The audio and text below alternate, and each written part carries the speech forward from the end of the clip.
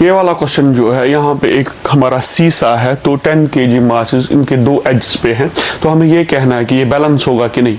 अगर हम common sense की बात करेंगे तो ये बैलेंस होगा, क्योंकि इक्वल वेट्स हैं इसके दोनों एड्स पे, मगर हमें देखना है सेंटर ऑफ मास कहाँ लोकेटेड है इन दो मासेस का। जैसे आप इस फिगर में देख सकते हो, इस वाले का जो सेंटर ऑफ मास है वो यहाँ पे होगा, इस वाले का जो सेंटर ऑफ मास वो यहाँ पे होगा। अगर हम मिड पॉइंट या बैलेंसिंग पॉइंट से उस सेंटर ऑफ मास की लोकेशन निकाले तो सीधी सादी बात है, यहाँ से लेके यहाँ तक डिस्टेंस r1 है, यहाँ से लेके यहाँ तक डिस्टेंस r2 है। अब ये जो डिस्टेंस है ये एक्ट करेंगे एज फोर्स आर्म्स। अब जो वेट होगा इसका डाउनवर्ड्स, और ये फोर्स आर्म होगा, तो फोर्स आर्म ये और ये जो वेट है ये परपेंडिकुलर है, that means they constitute a torque.